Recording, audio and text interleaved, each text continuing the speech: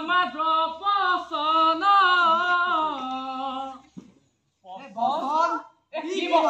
প্ৰকৃতি ৰক্ষা কৰি বচোৱা জীৱন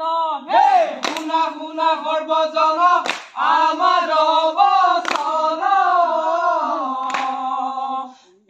প্ৰকৃতি ৰক্ষা কৰি বচোৱা জীৱন সৰ্বশ্ৰেষ্ঠ মানৱ জুই পুৰি হাত পালেহি এতিয়াই যদি সলনি নোহোৱা হবা কেতিয়া শুনা শুনা সৰ্বজন আমাৰ বচন প্ৰকৃতি ৰক্ষা কৰি বচোৱা জীৱন মানৱ সৰ্বশ্ৰেষ্ঠ কিন্তু শ্ৰেষ্ঠতাৰ প্ৰয়োজন দিবলৈ এই প্ৰকৃতি ধ্বংস কৰাটো জানো উচিত আমি মানুহে প্ৰকৃতি ধ্বংস কৰিছো সেইবাবে প্ৰকৃতিয়ে কান্দিছে আৰু সেইবাবে প্ৰকৃতিয়ে আমাক কন্দুৱাইছে শুনা শুনা সৰ্বজন আমাৰ বচন প্ৰকৃতি ৰক্ষা কৰি বচোৱা জীৱন নিজৰ ভোগৰ বাবে আমি প্ৰকৃতিক ধ্বংস কৰিছো আৰু সেয়েহে প্ৰকৃতি এতিয়া আমাৰ বাবে কাল হৈ পৰিছে শুনা শুনা সৰ্বজন আমাৰ বচন প্ৰকৃতি ৰক্ষা কৰি বচোৱা জীৱন প্ৰকৃতি ৰক্ষা কৰি বচোৱা জীৱন মানৱ মই তোমালোকৰ নদী মই তোমালোকৰ পানী কেতিয়াবা তোমালোকৰ খেতিত মই পানী দিছো কেতিয়াবা তোমালোকৰ পিয়াহ গুচাইছো কিন্তু এতিয়া মই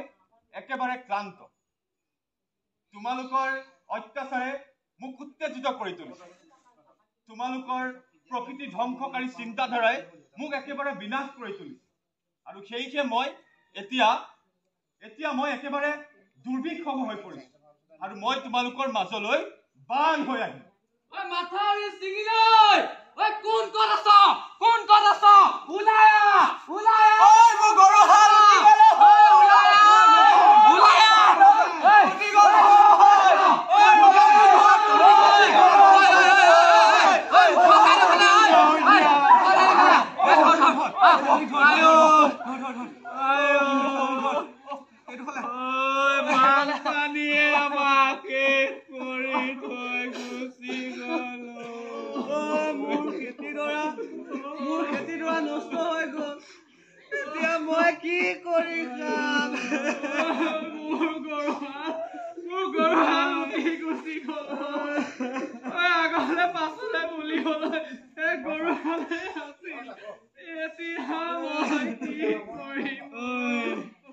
ঘৰখনত এটা বস্তু নাইও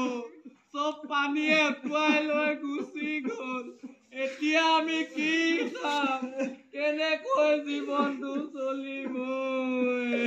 বস্তু বাদ দে থাকিবলৈ এডোখৰ ঠাই নাই ক'ত যাবি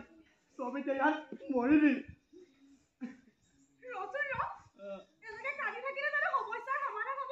নেকান্দি কি কৰিম আমি ৰচোন তই কান্দি নাথাকিবি আমি চৰকাৰক এখন আবেদন দিম নদীৰ ওপৰত এটা বান্ধ বনাই দিবলৈ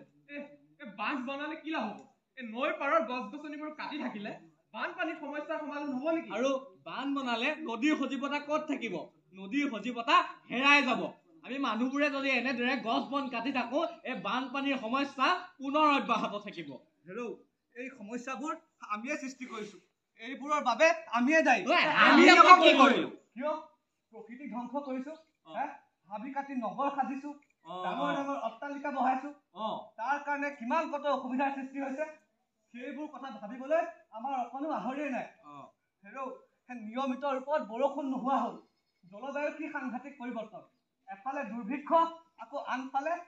আমাৰ দৰে নৈপৰীয়া এলেকাবোৰত প্ৰকৃতিয়ে নিয়ন্ত্ৰণ হেৰুৱাই পেলাইছে সামান্য বৰষুণ দিলেই বানপানীৰ সৃষ্টি হয় তই কোৱা কথাটো মিছা নহয় বাৰু হয় তই ঠিকেই কৈছ কিন্তু বানপানী ৰোধৰ জানো কিবা স্থায়ী সমাধান আছে হেৰো আমি বুজি পাইছো যে বানপানী ৰোধৰ শক্তি আমাৰ হাতত নিয়ন্ত্ৰণ নাই কিন্তু বানপানীৰ সৈতে যুঁজ দিবলৈ হলে আমি পূৰ্বৰ পৰা প্ৰস্তুত হৈ থাকিব লাগিব আৰু তহঁতি চাবি এই প্ৰতি বছৰে বানপানী আমাক জুৰুলা জুপুৰি কৰি থৈ যায় আমি কিয় আমাক এনেদৰে দশা কিয় হৈছে বাৰু তহঁতি কচোন কিয় আমি চৰকাৰে দিয়া সজাগতাসমূহ মনেই নিদিওঁ সেইকাৰণে এতিয়া আমি বিভিন্ন ধৰণৰ সজাগতাসমূহ অৱলম্বন কৰিব পাৰো নহয় কৈ দিয়াচোন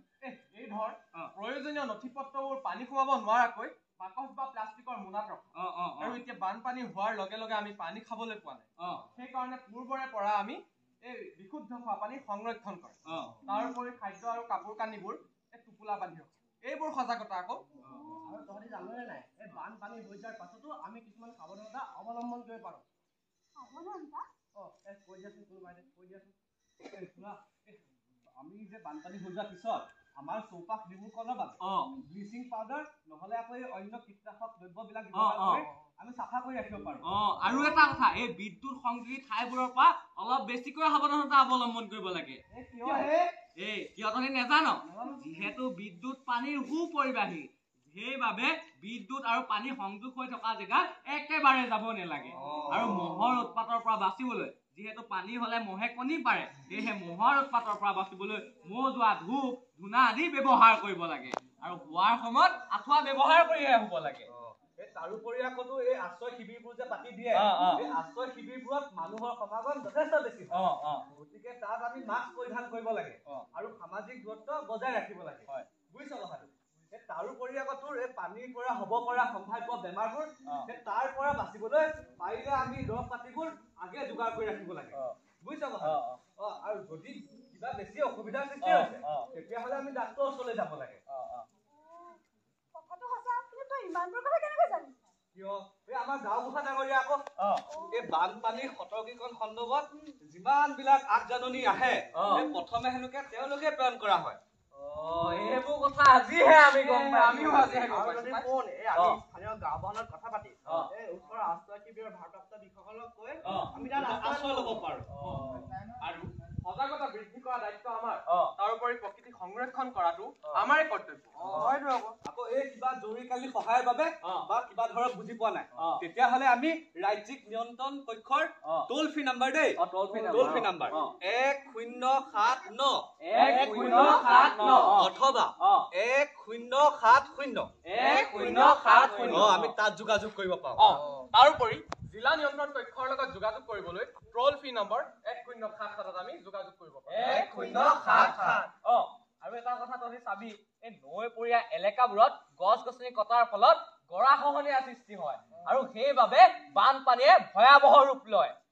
আৰু এটা কথা তহঁতি চাবি দেই মন কৰিবি এই ইমানবোৰ আমি গছ গছনি কটাৰ ফলত এই প্ৰকৃতিখন কম ধ্বংস হৈছে নে এই জলবায়ু কিমান পৰিৱৰ্তন হৈছে এতিয়া তহঁতি নিজৰ নিজৰ ভুলবোৰ স্বীকাৰ কৰিছ নে নাই কৰিছ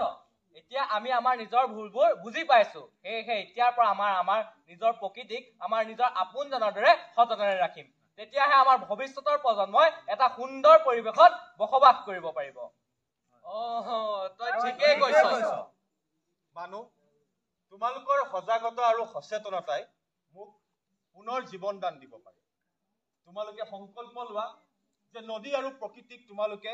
নিজৰ সন্তানৰ দৰে নিজৰ মাৰ দৰে নিজৰ দেউতাৰ দৰে মৰম কৰি তুমি জীয়াই ৰাখিবা আহা আমি সকলোৱে সংকল্প লওঁ আমাৰ নদীক সজীৱ ৰাখিম বন ধ্বংস নকৰো বানৰ সমাধান আমিয়েই কৰিম